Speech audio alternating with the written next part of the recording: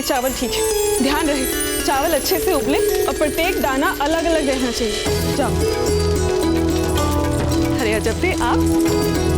हाँ माँ, हम सोच रहे थे देवी पूजा के बाद कल हम अपनी सखी के यहाँ हुए। अतिथियों के जाने के बाद ना? हाँ, आपने संस्कार ही ऐसे दिए, अतिथि देवो भव जैसे। अच्छा अच्छा, ठीक है हमारी संस्कारी पुत्री। अतिथियों में अपना देव ढूंढने से पहले पाकशाला में बने व्यंजनों को जरा चक्कर देख लो, सब ठीक तो बना है ना। वैसे भी आज जलपान के समय पर कुंवर प्रताप ने भूख नहीं है बोलकर कुछ खाया ही नहीं। क्या कुंवर प्रताप ने कुछ नहीं खाया? उनका स्वास्थ्य तो ठीक है ना माँ? इस बात की ओर तो हमारा ध्यान ही नहीं गया। हो सकता है, वैसे भी इतने दिन युद्ध क्षेत्र में थे। युद्ध में तो वीरों को जो मिलता है उन्हें वही खाना पड़ता है। हो सकता है भोजन से उनका मन विरक्त हो गया। हम उनके लिए खिचड़ी बनाते थे, उनके सामने गलिष्ठ व्यंजन नहीं होने चाहिए। खिचड़ी ठीक रहेगी, वो उनके लिए सुपाच्य और हल्की रहेगी। रमा, एक पात्र में मूंग की दाल दीजिए, एक पात्र में चावल, शीघ्र करिए।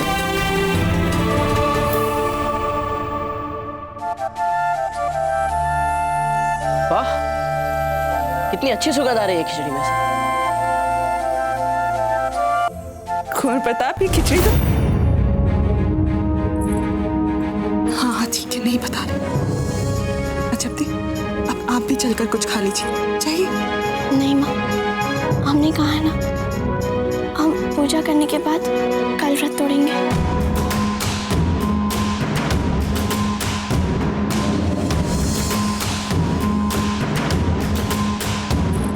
देख रहे हैं राणा जी,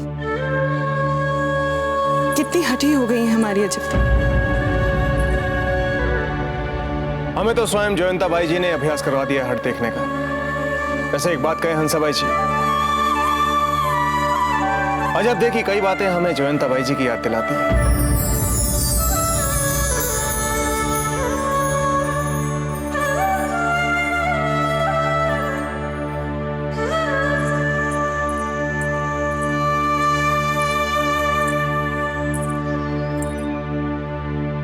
जीजा,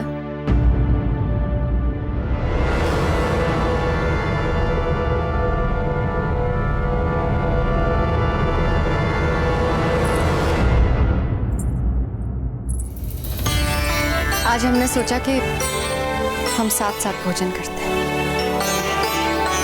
अब आप हमारी इतनी छोटी सी इच्छा के लिए मना मत करना। तुम लोग खड़ी क्या हो, ख्याल रखो।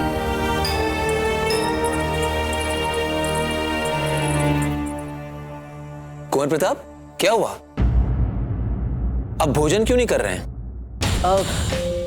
क्षमा कीजिए मामूलिक जी, हमें भूख ही नहीं लग रही, हम बाद में खा लेंगे। भूख नहीं लग रही? लेकिन अभी कुछ देर पहले तो आप इसी खिचड़ी की प्रशंसा कर रहे थे, कह रहे थे कि इसकी सुगंध बहुत अच्छी है, और अब?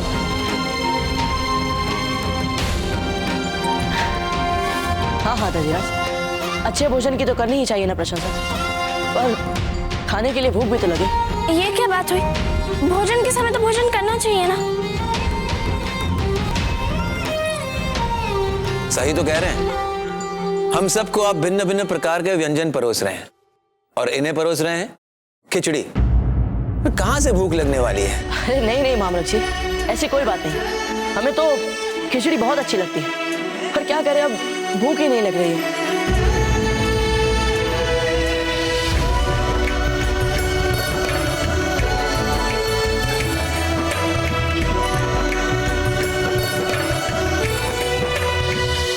आप सोच रही होंगी कि ये सब क्या कर रहे हैं हम, क्यों कर रहे हैं, पर एक बात तो आप भी जानते हैं जीजा, कि आपके और हमारे बीच में चाहे कितनी कटुता क्यों ना आ जाए, एक बात है जहां हम समान सोचते हैं, राणा जी का हित, मेवाड़ का विकास।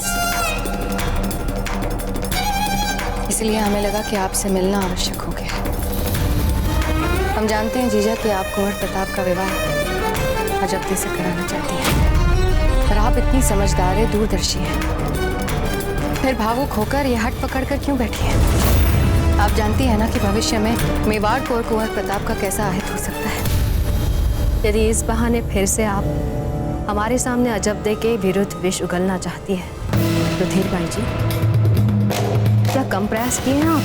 हमने कह दिया है जब देखो वो इस महल को छोड़कर चली जाएंगी। कि व्यर्थ में आपका मूल्यवान समय गवा रही हैं आप। जो बात हमारे लिए समाप्त हो चुकी है उसे बार बार खुड़ेदने से क्या लाभ? हम चाहते हैं कि आप हमारी बात एक बार सुन लें, पूरी बात सुन लें, फिर जो आपका निर्णय होगा वो ठीक है। कहिए, क्या कहना चाहती हैं? हमें तो स्पष्ट दिख रहा है जीजा कि राव ममरक जी कुंवर प्रताप की सोई हुई भावनाओं को फिर से जगाने का प्रयास कर रहे हैं।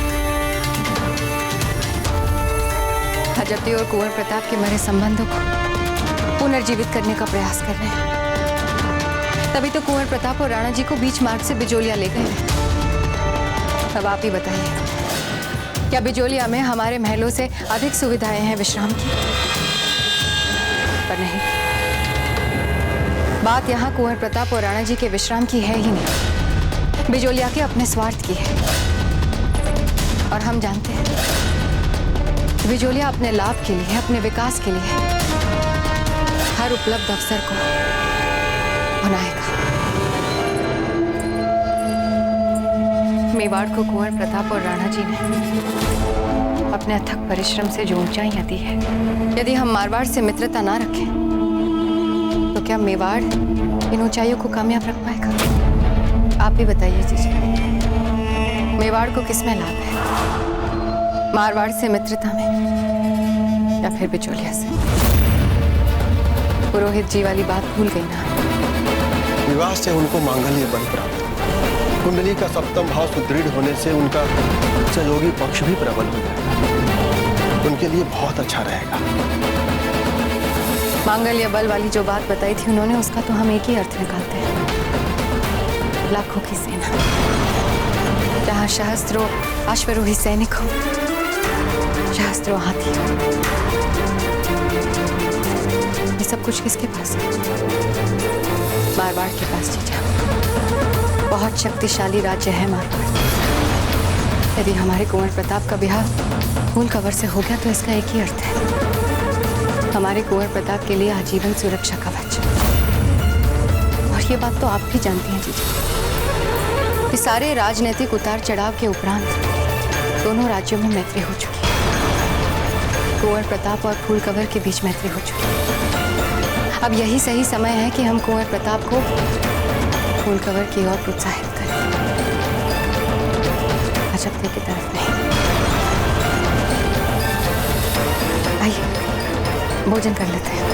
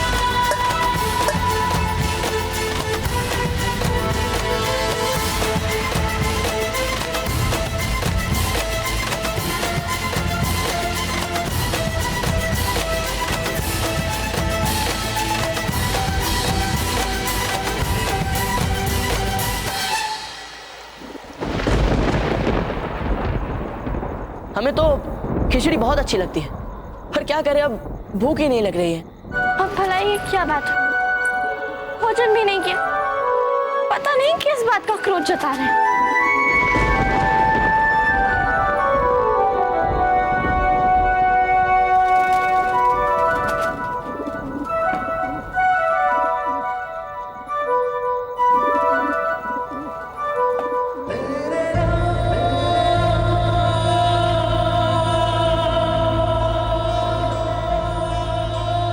हवा अच्छी चल रही है ना?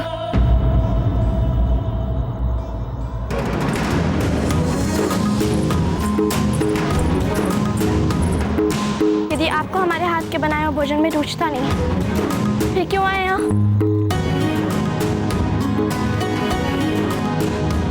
ये दो थालियाँ किसके लिए? एक थाली है आपके लिए और एक हमारे लिए। बैठिए। किंतु कुंवर प्रताप, हम भोजन नहीं कर सकते। हमने व्रत रखा है।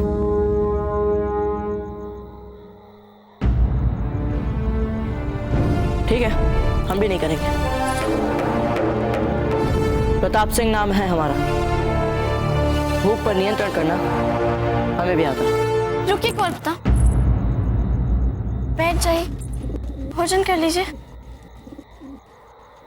हम सभी के शरीर में जो जीवन होता है वो ईश्वर का ही अंश होता है। शब्द दूसरे शब्दों में कहे तो जब हम भूखे रहकर अपनी काया को कष्ट पहुंचाते हैं तो साथ ही साथ हम अनजाने में ईश्वर को भी कष्ट पहुंचाते हैं। अब आप ही बताइए, भला ईश्वर को कष्ट पहुंचाना उचित हो सकता है? और ये समय ईश्वर के लिए भी तो विश्राम का समय है ना चपते। अब ऐसे में आप अपने व्यवहार की विडंबना देखिए। आप उन्हीं के लिए भूखे रहकर उन्हें कष्ट पहुंचा रही हैं। क्या आप उन्हें विश्राम के क्षणों में भी कष्ट पहुंचाएंगे चपते?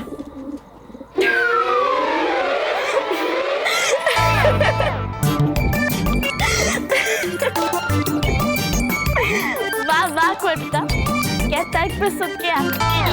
अपनी बात मनवाने के लिए आप कुछ भी बोल सकते हैं ना। बात मनवानी तो किसी को आपसे सीखनी चाहिए। कुंवर प्रताप से राज की भोजन अरुण की।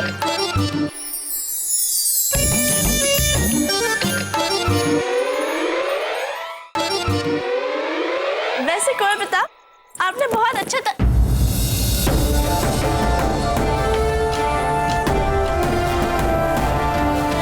भोजन करिए।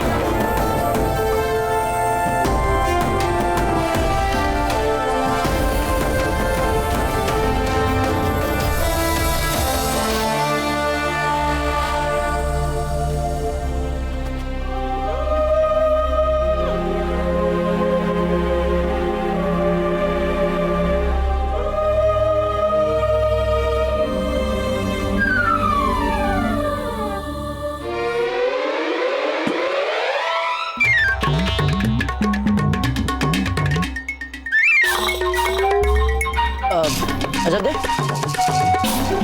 वो खाइए। वो बहुत स्वादिष्ट है, खाइए।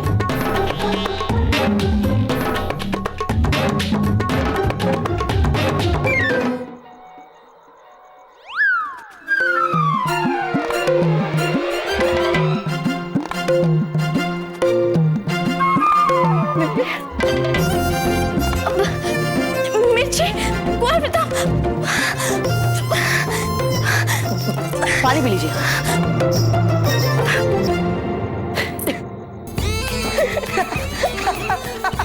आपने जानबूझ के किया ना कुंवर प्रताप? अरे इसी बहाने आपने सहजता से बोलना तो आरंभ कर दिया। भोजन कीजिए, पर अब वो मत खाइएगा।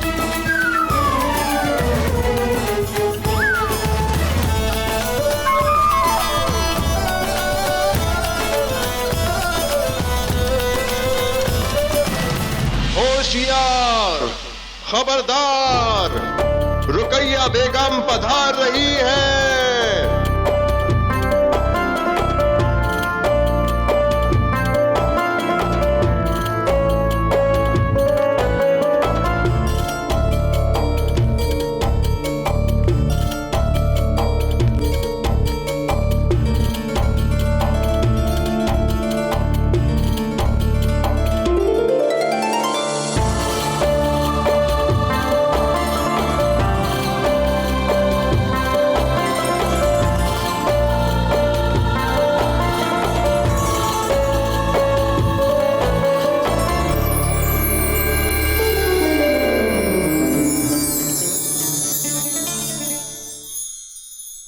खुशामदीद खुशामदीद। आदाब।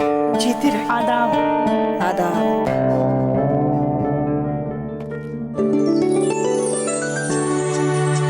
आइए बहू बेगम, हम आपके इस नए घर में तहे दिल से खैर मकदम करते हैं।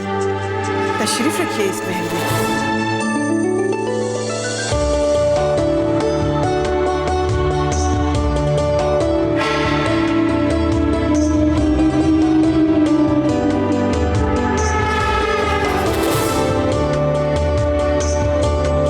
क्या है ना, अब जलाल थोड़े मसरूफ है, सियासत का इतना काम रहता है कि... क्यों नहीं अम्मी जान, आखिर बादशाह है वो, हम जाकर उनसे मिल लेते हैं। नहीं नहीं रुकिया बेगम, वो बहुत मसरूफ है।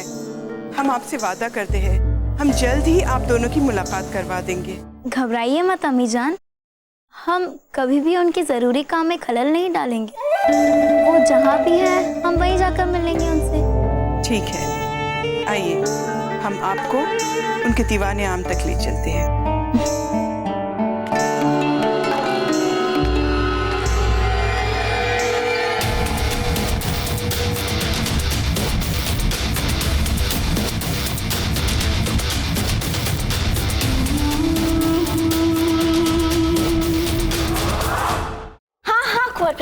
लक्ष्मी ने दो बच्चों को जन्म दिया। सारा बिजोलिया उन्हें देखने आए और आपने पता है लक्ष्मी की सबने पूजा की, उन्हें मालाएं पहनाई और आपको पता है हमने उनका नाम क्या रखा? वैसे आपको युद्ध में भाग लेने के बाद हमारी सारी बातें निरसुर और बावल लगी होंगी है ना? अरे आप तो गहरी नींद में सो गए।